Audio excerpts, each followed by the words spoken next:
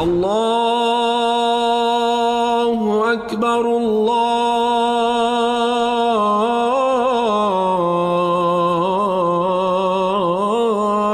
أكبر.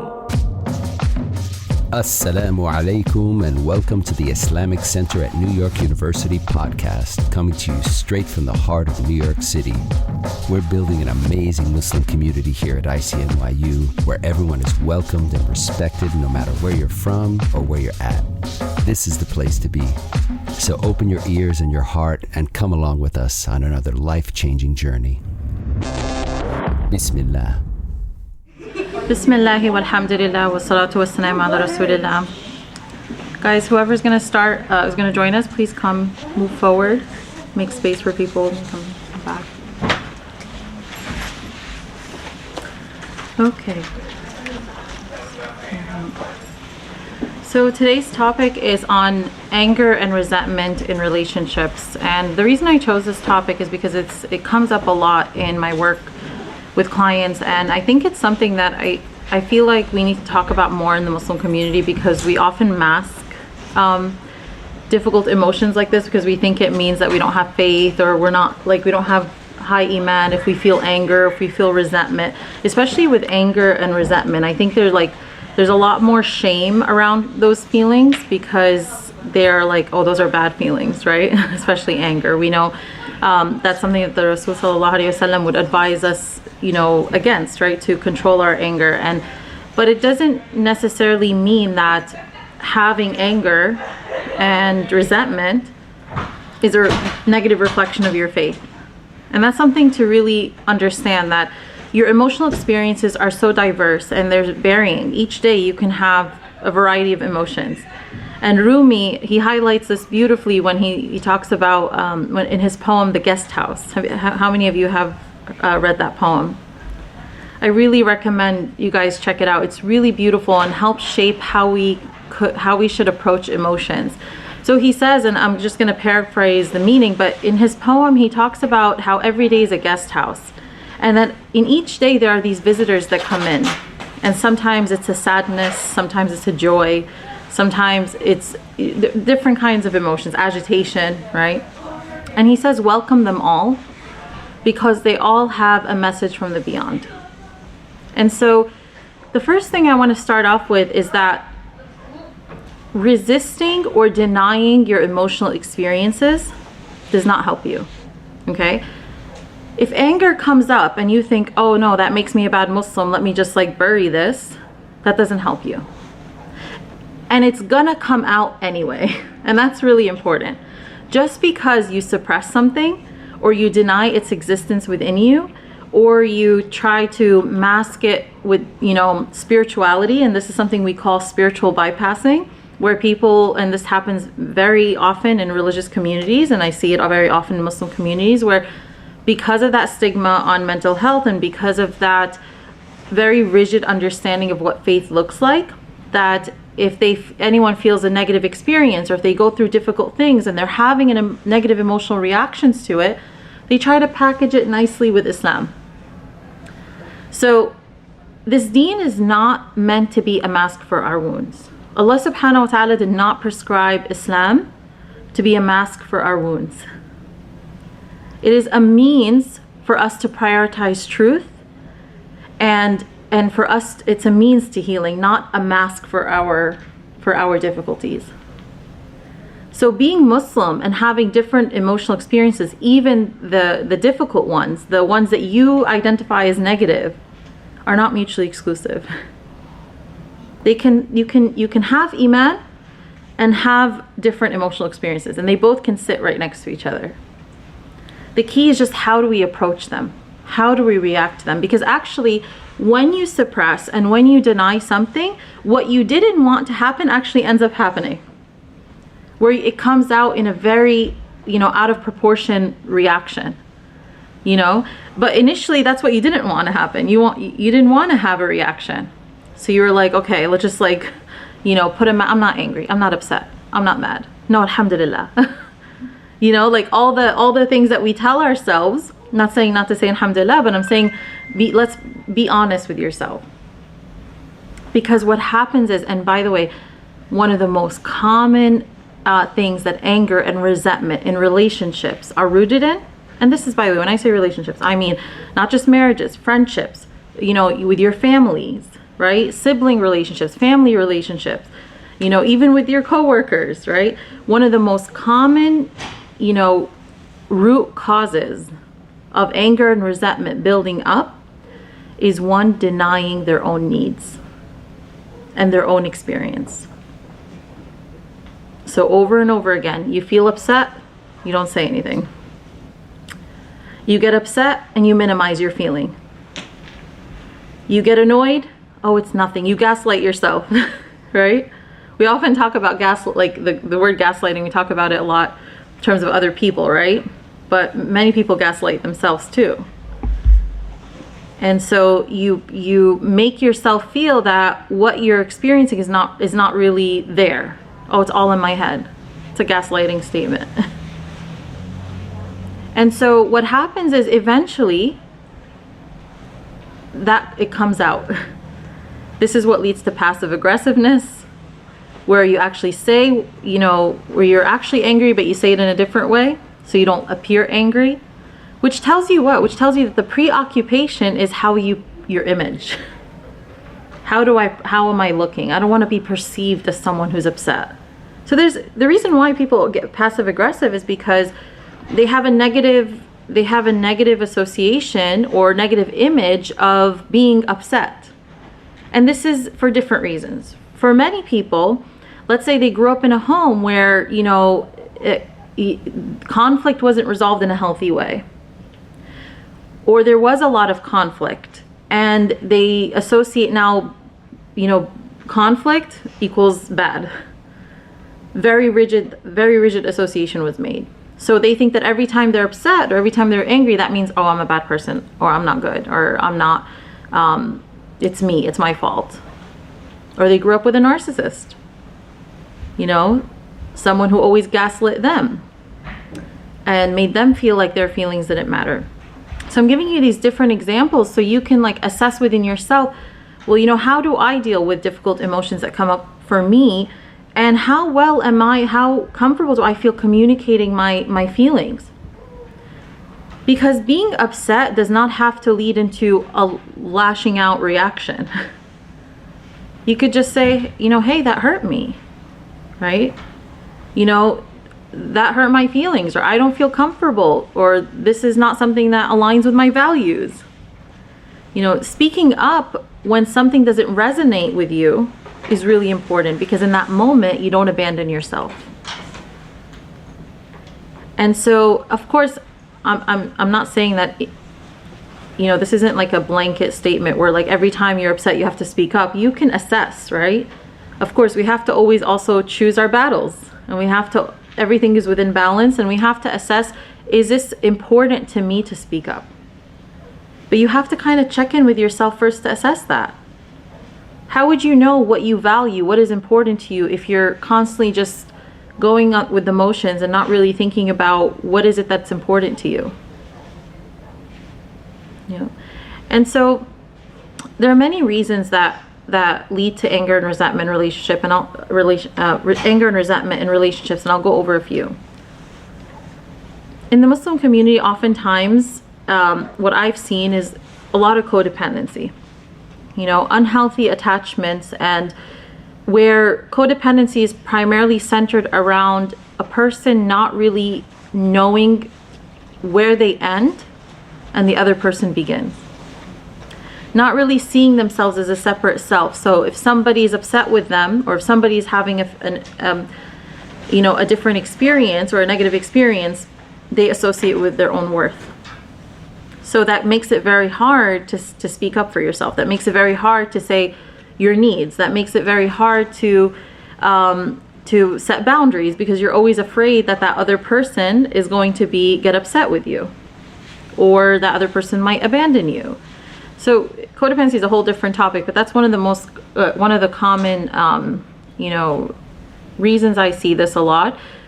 But there are many other reasons. Number one, expectations. Expecting, for example, putting all of your happiness and the responsibility of happiness, let's say, in the responsibility of somebody else, in the hands of somebody else. And this happens a lot, especially like in marriages, you know, where people will get married and they have this idea that the other person is responsible fully for their happiness. This is a false expectation. It's already the groundwork for resentment, because nobody's going to no human being has the capacity to fulfill that responsibility. No husband, no friend, no wife, right? Nobody. So that can breed resentment. You have this expectation that they're going to prioritize, they're going to be responsible for your happiness. When they fall short, it makes you angry, it makes you resentful. And then also, if you have that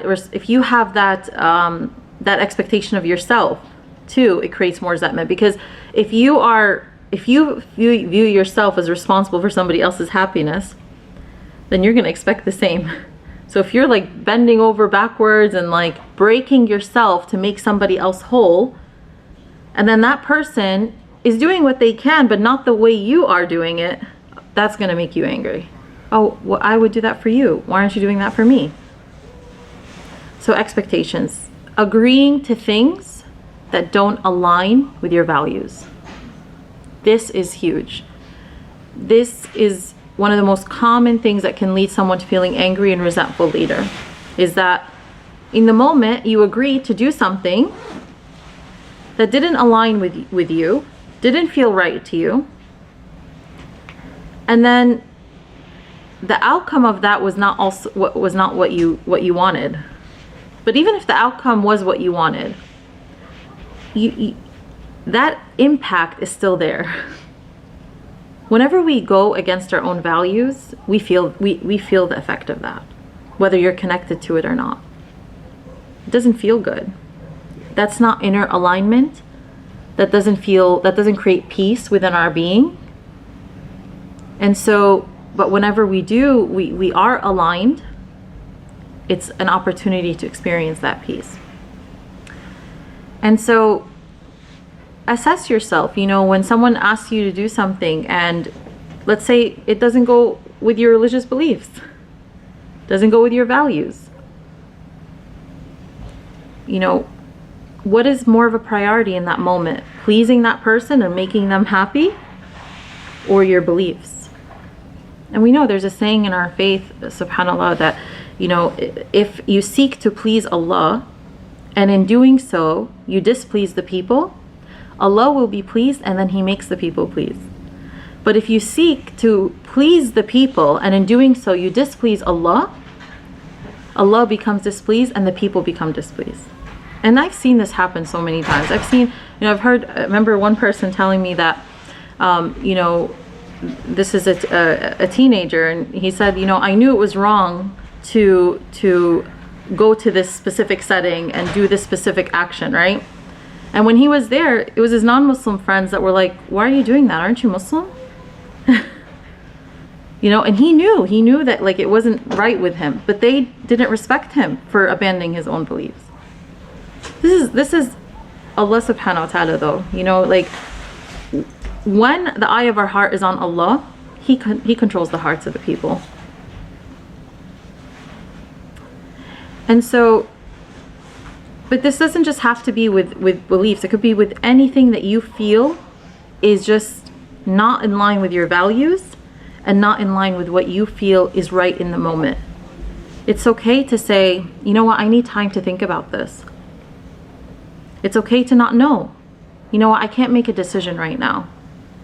Have you ever had those moments where you like were impulsive in a decision and then you're sitting there after you made a decision like, why did I do that? You know, and you just like, and you feel even more anxious because now you committed to something that you didn't know if was in line with you. It's okay to pause and say, you know what, I need time to make this decision.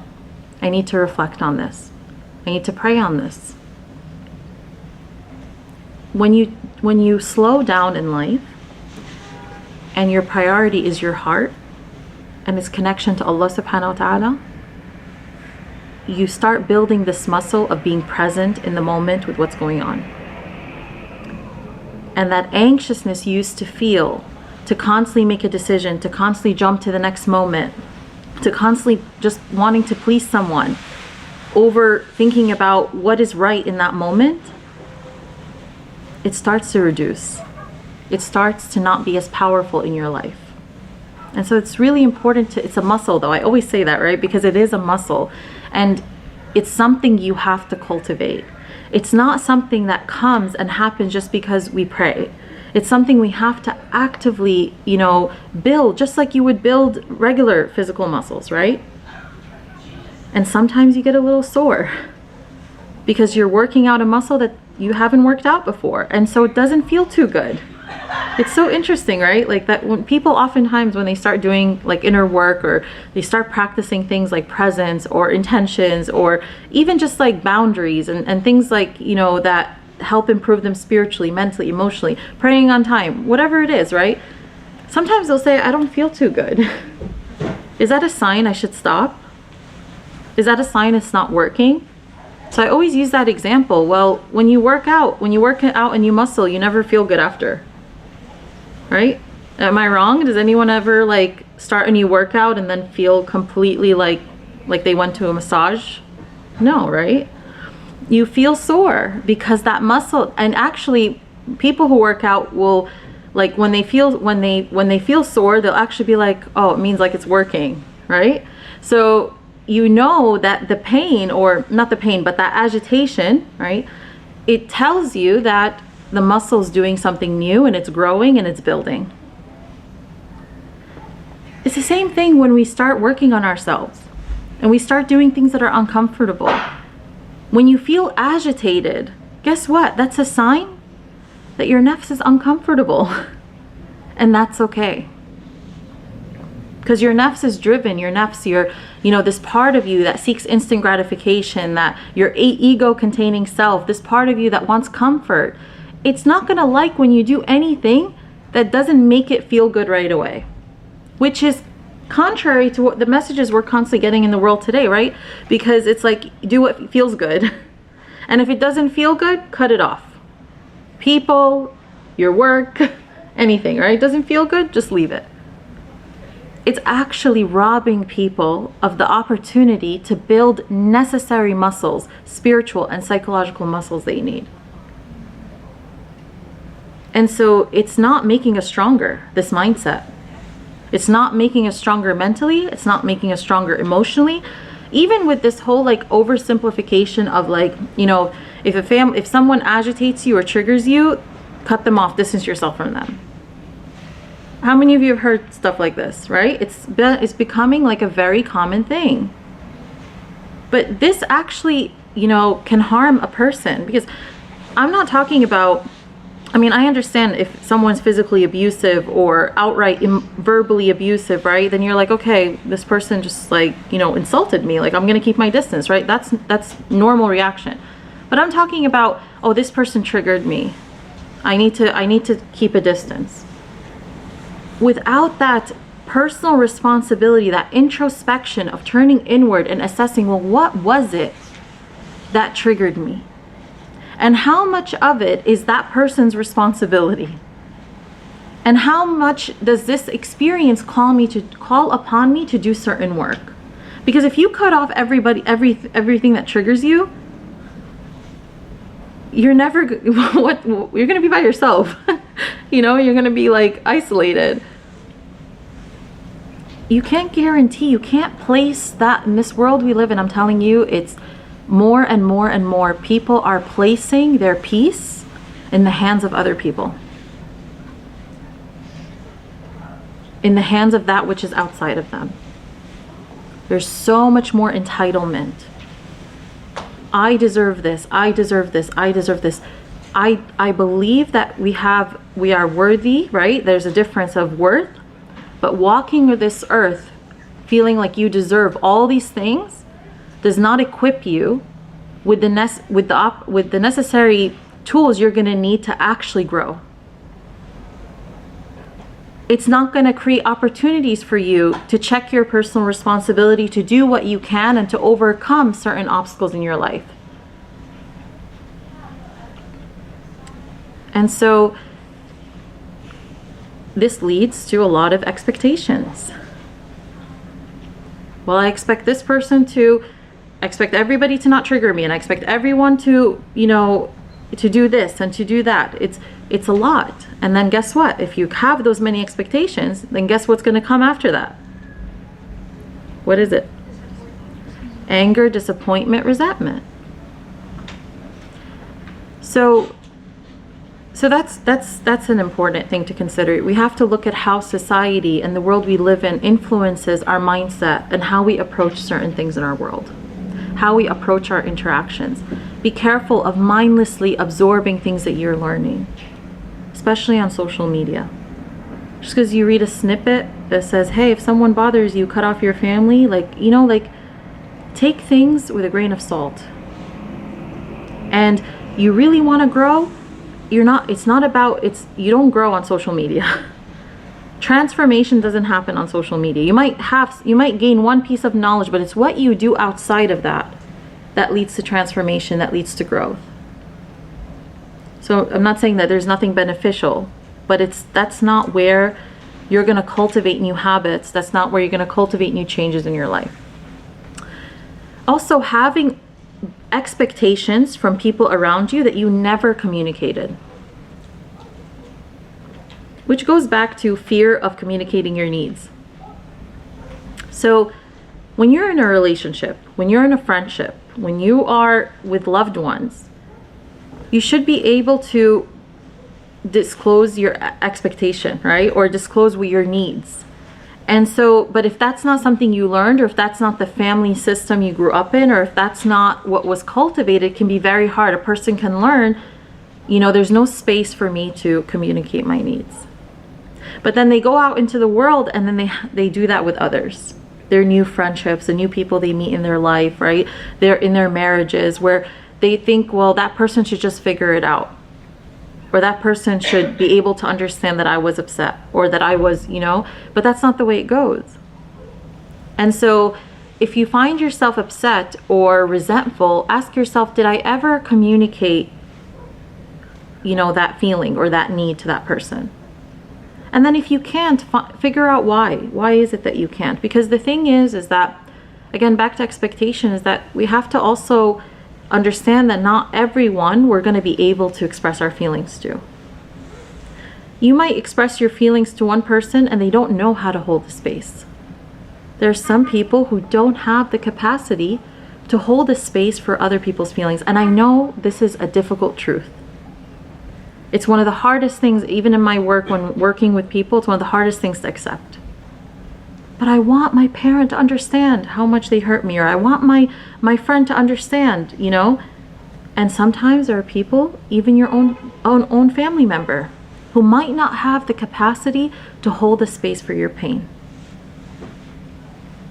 And it's sad, and it's hurtful, and Allah knows this. That's the key part. But if we go, and it's hard to accept, but again, it goes back to, well, I need to change this belief that I expect everybody to be able to hold a space for me. Because that's not reality, right? So, are we communicating our needs and expectations? Fearing confrontation. This is a big one. Avoid conflict. You avoid that confrontational feeling. There's a lot of people who really fear confrontation. They get a lot of anxiety. Even just the thought of their supervisor asking them to come to their office because they have to talk to them, get a lot of anxiety. Or a friend says, hey, I need to talk to you. Or a friend telling them this hurt, they get very anxious, and it's a muscle though. It's really a muscle, and you can get better. But you fear what you don't know.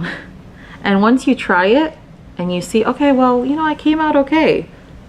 And you actually see the benefits of it. A lot of people, after they face that fear, and, sometimes it might not go well. And sometimes that person doesn't have the capacity. But if you stop trying, you'll never get a chance to meet that person who actually holds a space for what you have to share. And so a lot of times when people have experiences that are toxic, or have experiences with people who are, let's say they came from, a dysfunctional family system, or they've had dysfunctional relationships in the past where there was no space for their emotions. They have this belief that it's going to be like this for the rest of their life. But through vulnerability, through doing this work, you actually come across the truth that no, not everyone is like this. And there will be people that can communicate and want to communicate just like you do. But it's hard. It's hard to go through that and not have that space of having your emotions met. Denying or devaluing your needs, that's another one, right? As we talked about, not knowing, first of all, there's two parts to this. First, you knowing what your emotional needs are, and then you communicating them. And a lot of people don't communicate them because they don't know what they are to begin with. So knowing your emotional needs is crucial. What do I need in a relationship to thrive? What do I need in this friendship? What do I need in this situation? Let's say there's a conflict or there's a difficulty with someone in your life. What is it that I need in this moment that can help me get past this, or that can help me overcome this? Trying to control people in your life. Control is such a, I know it has a huge negative connotation, but control is not always, the extreme kind that we think of, right? Like a narcissistic control. Control is just you trying to monitor other people's impression of you and not allowing yourself to be yourself. Not letting yourself be true. And trying to take a hold of something that is not in your power. That's what control is.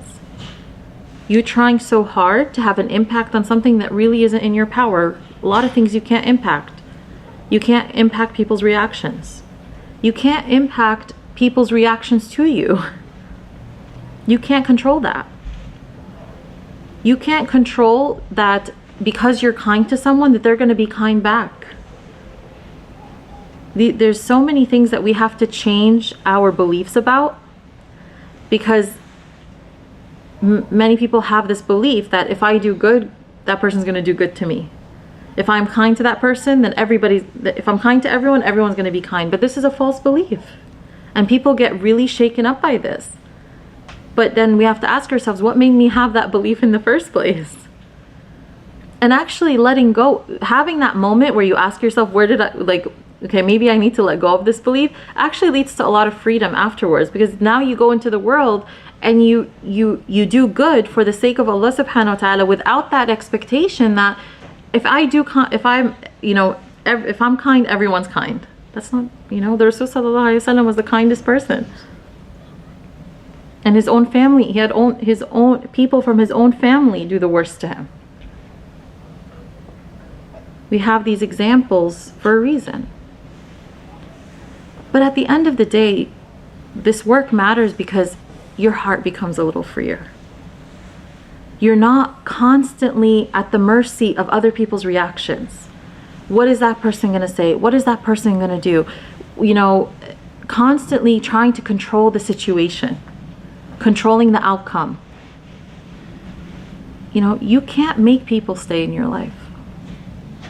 You can't make people love you the way you love them. You can't make people react the way you would react. You can't make people give the way you would give. You can't make people communicate the way you would communicate. But the only thing you can control is the way you give, the way you show up, your kindness, what you say, and that's what helps you sleep at night. Is your connection to that. But if you do all of these things, if you're kind and you're giving and you're prioritizing Allah subhanahu wa ta'ala seeing you and you're doing all this good, but at the end of the day, you're still connected to what you received from the people, you're not going to sleep well at night. So what's the key here? It's not that you did, it's what is the key here? In what helps you sleep at night? It's what you're connected to. Because there are many people who do good and they, for example, in a situation, right? They did good by the person, they did right by the person, but they're ruminating over this time and time again. Why? Because the other person's reaction was not kind. The other person's reaction was dismissive, or the other person treated them wrongfully. And I know it's natural to think about things, you know, like, okay, what happened in this situation? What was my role? But I'm talking about letting it really take control over you, where you're forgetting that in front of Allah, you're okay. So it's a lack of connection to what you actually did, and greater connection to what the people did, and then judging yourself by what the people did. So then sitting there and thinking, oh, well, you know, it's my fault, or I did something wrong, or, you know, I'm not good enough, just judging it by other people's reaction, forgetting that, okay, is what I said true? Is what I said kind? Was it respectful? Did I think about it? Did I do anything haram? Did I do anything wrong? You know, those are the things you have to root yourself in. Everything else you can't control. It's easier said than done, but it's what helps you take your power back. So it's important. Asking for things in a way that's not productive or not assertive, you know, passive, like for example, or nagging, you know, blaming, accusing. So sometimes when people have a lot of anger and resentment and they're not communicating their needs, it comes off in that nagging way, it comes off in that blaming way, it comes off like they're attacking the other person, and it's oftentimes the other person doesn't know. Where's this coming from? All they see is that person attacking them, blaming them. And you see this when you're, you know, working with couples a lot. Like one spouse is saying the other person's nagging them, and the other person has all these unmet needs that they never communicated, and it comes out in that nagging way. So going back to learning, you know, to identifying what is it that you need and how am I communicating them.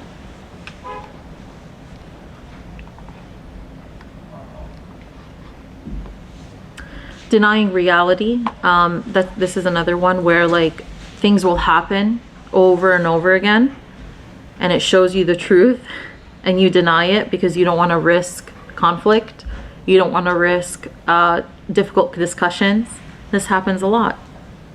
A person will hurt you, or they'll do something that is not in line with your values, or not something that is kind to you, and you're like ignoring it because the pain of that friendship being broken, or the pain of that relationship being broken, or the pain of them getting mad at you or displeased with you is harder for you to face. But there's great consequences to that, because when reality teaches you a lot about, and what a person does and how they are with you teaches you a lot.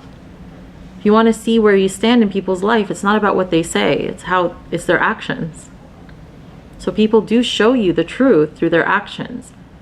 But if you're constantly, you know, and it's okay to give people, of course, giving people the benefit of the doubt is important. But again, spiritual bypassing is constantly ignoring like very obvious hurtful things and saying, no, I have to give them the benefit of the doubt. That's not, you know what I mean? That's not giving the benefit of the doubt. But it's really recognizing that, you know, well, this isn't okay, and it's okay for me to acknowledge that it's not okay, and I have to take care of myself. Because Allah subhanahu wa ta'ala does not want us to expose ourselves to things that are harmful. If he doesn't want someone else to receive our abuse, or our, you know, or putting someone else down, why would he want us to receive it from somebody else? We are his creation too.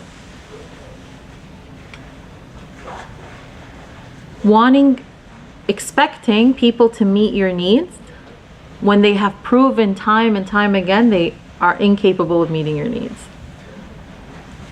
That's a huge one.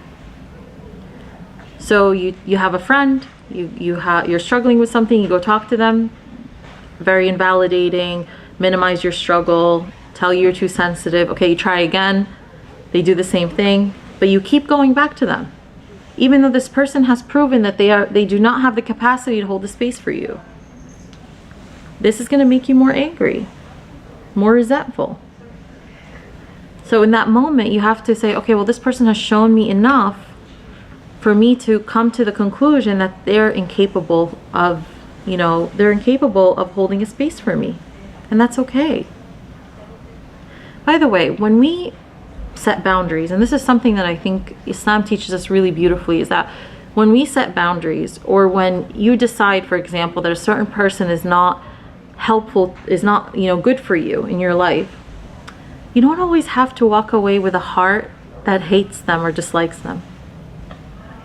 You can recognize that a person has limitations and still walk away saying that person has limitations. It's not good for me. And it doesn't match what I need. This is how we take care of our heart. But of course, if that person hurt you, I'm not saying, that you're not allowed to feel pain or anything like that, but I'm saying that sometimes when people associate boundaries with walking away angry or walking away, no, we can just recognize that this is not a good fit. And the thing is that the titles we give people in our lives matter. And the titles we give people in our lives come with minimal expectations. So for example, if you call someone a spouse, that comes with minimal expectations. This concept of don't expect anything from, it's not human. You don't call someone a spouse unless there's minimal expectations that come with that role, correct?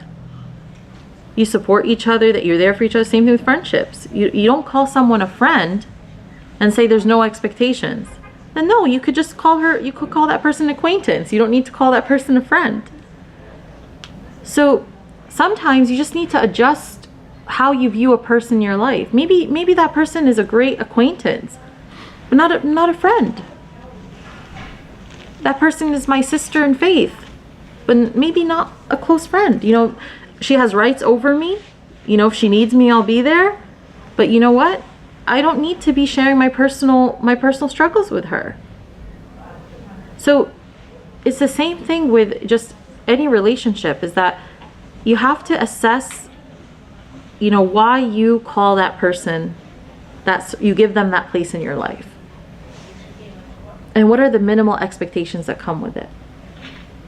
And if you are in a relationship, in a friendship, in a marriage, and someone says you shouldn't expect anything, even the bare minimum, that's not okay, because it's not realistic. And so many times it really just takes a little bit of reflection on what is the nature of that relationship, what am I getting out of it, what is the role that I play, and how to change the way we view it.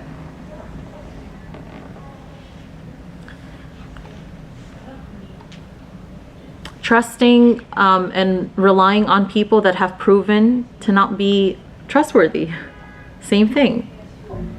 Someone lies to you, and then you gaslight yourself, right? You convince yourself, and then you go back. You tell them another thing. Or they're dishonest again.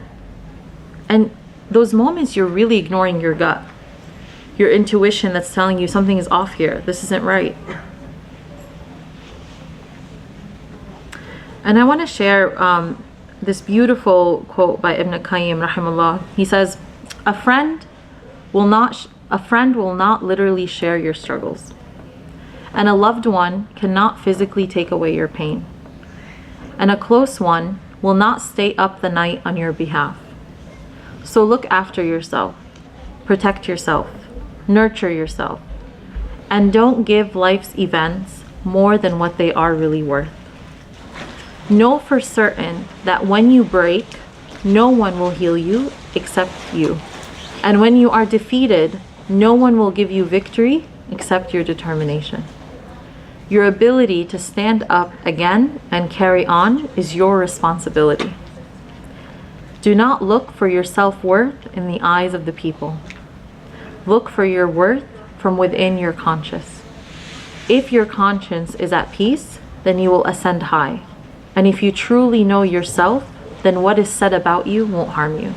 It's really beautiful. I encourage you to look it up on your own time, and by Ibn Qayyim, rahimahullah, and sit with it, because it's really powerful. This is like one of my favorite timeless sayings, because it really does help you take your power back. And remember, what role can I play in my own situation? What do I have to release so I'm not as angry? What expectation do I have to adjust so this doesn't happen again? What do I need to do so that I can build the muscle of being more freer and being, not as or build the muscle of setting boundaries and communicating my needs so that I am true to myself and I'm true to my values. And I'll stop here and take questions, inshallah. Yeah. When you talk about, not going to people repeatedly who don't hold that space for you, it's easier with acquaintances or friends that we can, change. But what about relationships that we can't really, get rid of? Like parents or husbands or spouse or people like that.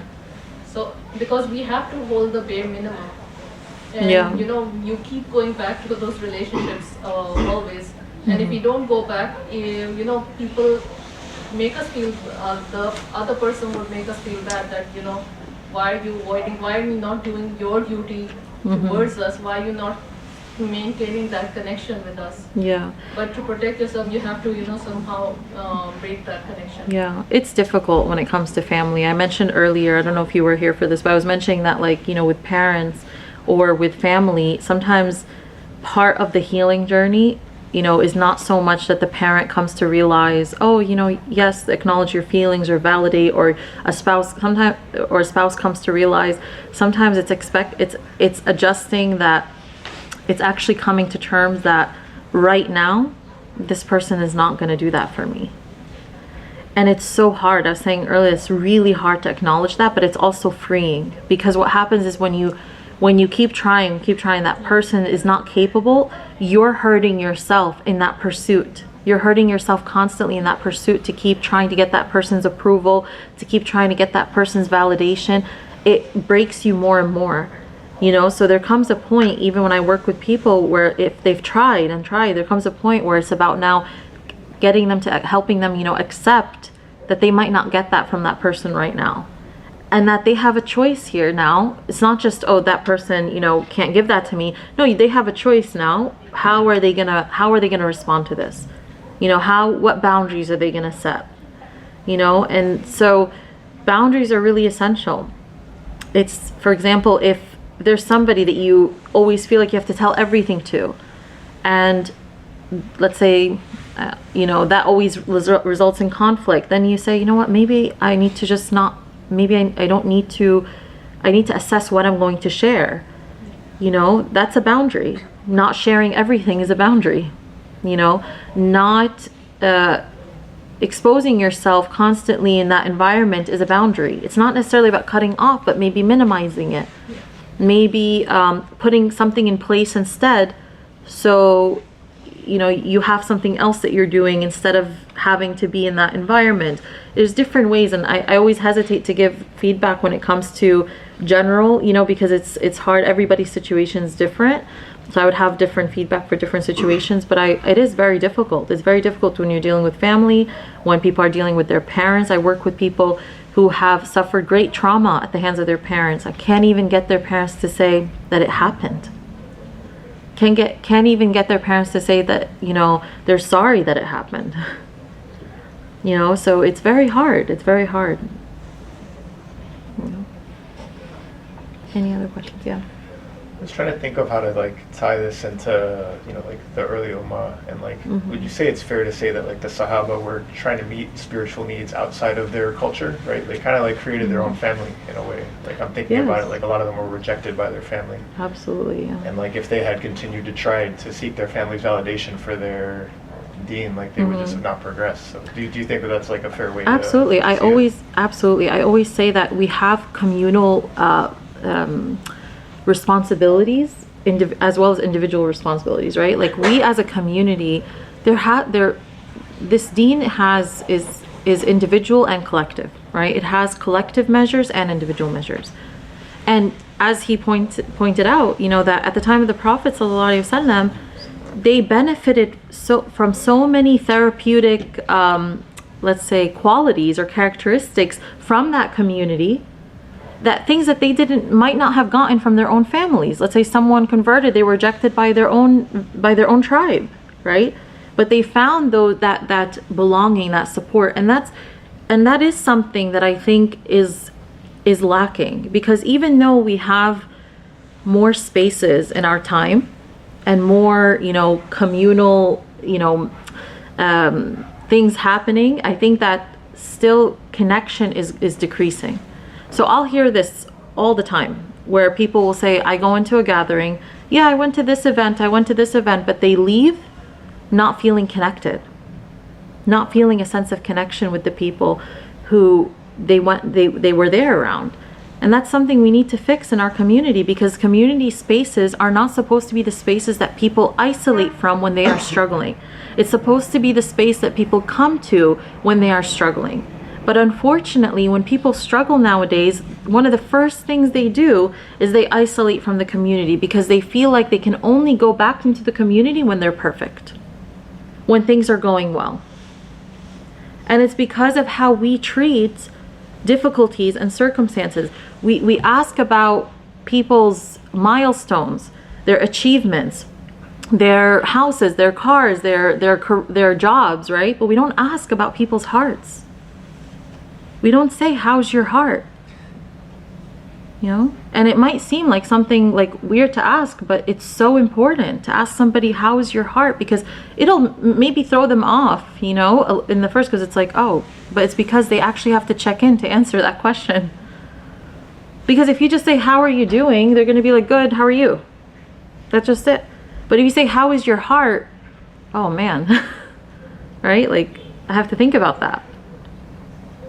So see people. This is one of the things that we're missing in our community. When people, and I'm really happy you mentioned this, because there are people, when people don't have struggles at home, and when they have parents they can't talk to, and when they have siblings they can't go to, and they have spouses they can't go to, they come to the community. They want at least one person that can see them, that can make them feel seen as they're going through the struggle.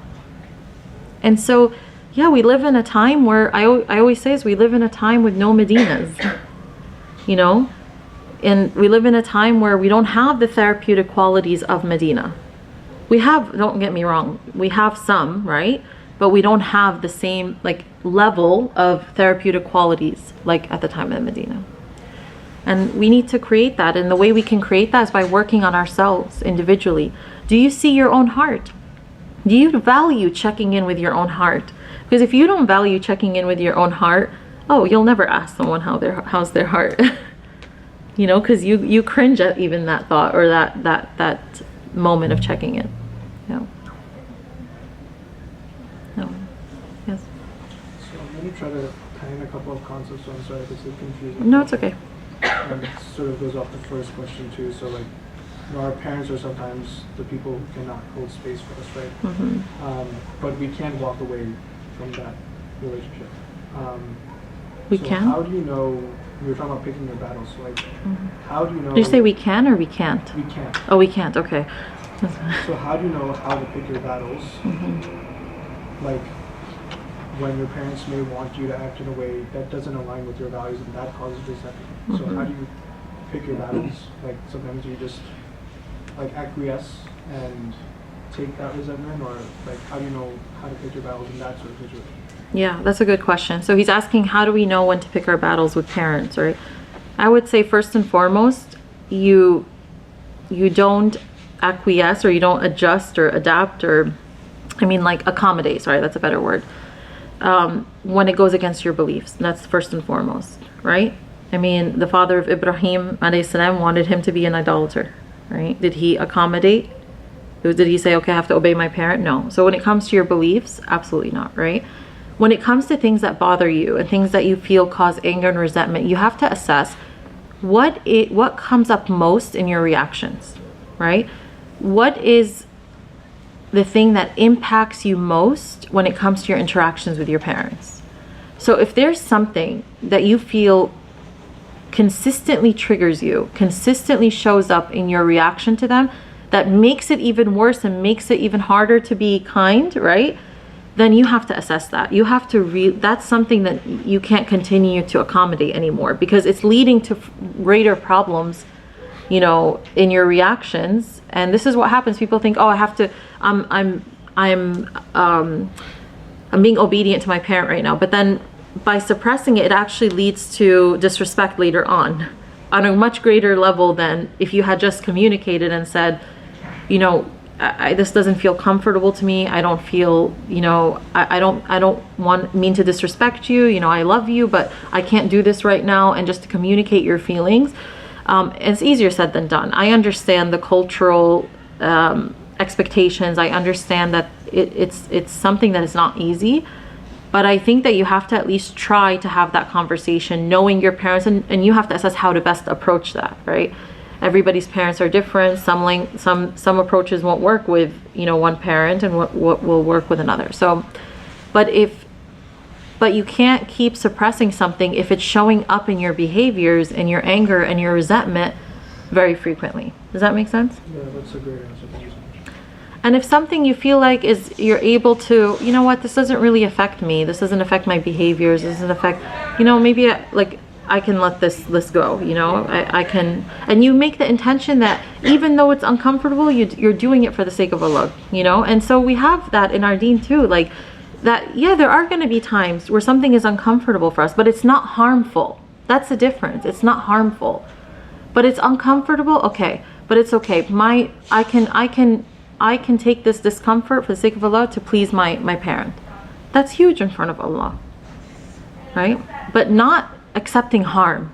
Allah subhanahu wa ta'ala does not ask of you to accept harm for the sake of pleasing anyone. Yeah.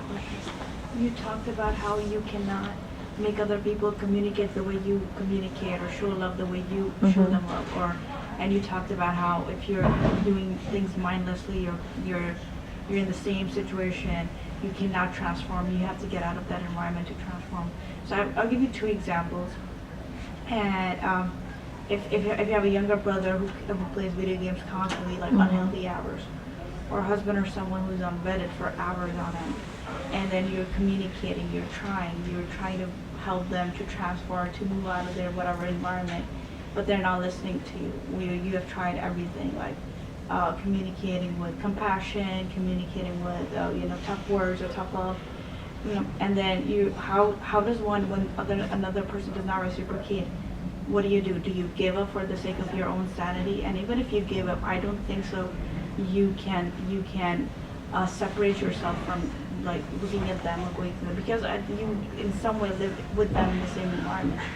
So how does one make peace with whatever the situation is? There's a way, I think, to shift your connection, right? In those moments where you're still in the same environment, but where your heart is looking becomes different. I think what leads us to feeling exhausted is we keep our heart fixated on the same place and expecting the same result. And so in those moments, you have to bring it back to Allah. You have to say, I'm fixating on, I do this, they have to do this. I do this, then they should do this, right? And it's not working. It's not working. So my speech is not working, my actions are not working, my attempts to try to get them to listen are not working. I gotta shift the heart. I gotta fixate on who is in control. And it's by you gotta just changing where you're looking, you know? Okay, I'm so fixating on them to change, but you know what? I'm gonna fixate on Allah right now. And you're still in the same environment. But you know what? The emphasis you're giving to that is no longer the same. And that's the thing, we don't always have to change our environment for us to feel peace. I mean, Yaqub alayhi salam was around his children who attempted to kill his own child. Right? And so, I mean, think about this, but what did he do? He ashku bathi wa huzni ilallah. Right? I complain of my struggle, my sorrow, my grief to Allah subhanahu wa ta'ala. Right? And so what is that? It's a turning of the lens. It's okay, I'm not going to fixate on them. I'm going to fixate on Allah. I remember hearing the story one time from a friend who was telling me about, another friend who was struggling with she wanted to have children, and her husband didn't want to have children. And so she kept, talking to him about having children. He just was so adamant. You get so angry. I don't want to have children. Case closed. She tried for so long. She tried, right? And then she said, it's not working. Keep talking to him. It's not working. I keep trying. And then she said, you know what? I'm not going to ask him anymore. I'm not going to talk about it anymore. I'm just going to do istighfar. I'm going to just every time I think about it, I'm going to engage in istighfar. And one day, without her even trying, he came to her and said that he's ready to have children. You know, a lot of times when people go to the scholars and say, I have this problem, or I have this, you know, they say, do istighfar, do istighfar. Because istighfar has so many benefits. Number one, when you do istighfar, you shift the eye of your heart from the people and from this world to the akhirah, because you're asking for forgiveness, right? So what are you asking? Why would you ask for forgiveness if the priority of your heart is not on the akhirah, right? So you end up shifting that focus. Okay, let me do istighfar. What is istighfar, right? When you do istighfar, it's like a removal of barriers. That's the way I like to think of it, because we know that, you know, the Rasul sallallahu alaihi wasallam equates a sin to a black dot on the heart, right? And so and we're always sinning, right? It could be things that are even unintentional, and you do something, then another black dot, another black dot. What is that? It becomes like a barrier on the heart. Barrier that keeps you from accessing this heart, keeps you from connecting, keeps you from accessing the iman, accessing from all the beautiful abilities that this heart has. So when you do istighfar, it's like removal of this barrier. Every istighfar is like, you could even just imagine, imagine the walls of your heart just, you know, falling off, your heart becoming purer and closer to Allah subhanahu wa ta'ala. And so in doing so, you're increasing your iman, but you're also becoming lighter spiritually, because you're letting go of things that don't serve you, you know, and you're removing walls between you and Allah subhanahu wa ta'ala. And so when you remove something, you make room for something, right? Like if you wanted to decorate your home, are you going to bring in the new furniture and the decoration before you actually clean it? You're not. You're going to clean up, like I'm talking about big, like you want to redecorate, or I know I see your face, you're like, I'll put it in the closet and I'll clean mine. You know, no, I mean, like if you have like really nice stuff, you're going to put a new rug. Let's just say, let me be specific. Put a new rug, right? You're not going to just put it on the floor. You're going to, when you remove the old rug, you'll be like, let me mop this floor, right? Let me clean it. You want to decorate in a nice clean place. But also you have to remove the old. For you to put a new rug, you got to remove the old rug that's stained. You got to remove the stuff that you want to make room for. That's what istighfar is. You're making room for what you want Allah to give you. When I do Ramadan prep with my students, I always say istighfar is, and we should, now that Ramadan is coming close, you know, istighfar is a great way to prep our hearts, because you make room for what you want Allah to give you in Ramadan. So I hope that answers your question. Yeah. How can we create a space for others while we are also healing at the same time? Because there are people who have expectations of us too, not only us having expectations of them, if that makes sense. Yeah. Sometimes it can feel overwhelming, but I also want to sometimes share my space with others, like listen to them and help them as much as I can. Yeah. So how can we, I guess, balance it? Yeah. No, that's a really good question. So her question was, how do we basically hold space for others when we ourselves are struggling, right? I would say number one, communication. You have to communicate where you're at, especially to people you love and people who are invested in your life, right? And who might not understand what's going on with you.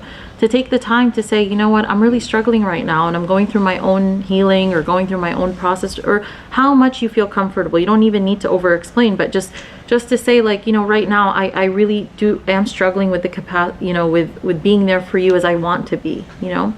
At the same time, I wouldn't dismiss completely the power of showing up for people even when you yourself don't have the capacity. I'll tell you something. It's a balance, like you said, right? But cutting yourself off completely from giving or doing good or showing up for people is not helpful to you even, you know. And I think that's something a lot of people are doing nowadays when they're going through struggles, or when they're going through a difficult time. They tend to isolate completely, and that actually creates more problems in the long run. So it's okay to have alone time, and it's good to disconnect, it's good to recharge, but when it becomes prolonged periods where it leads to isolation, it actually could have harmful effects. There is great power in doing something for others because it releases that burden on yourself, that focus on yourself. Too much anything with out of balance is not good. Too much self-focus is not healthy. It really isn't.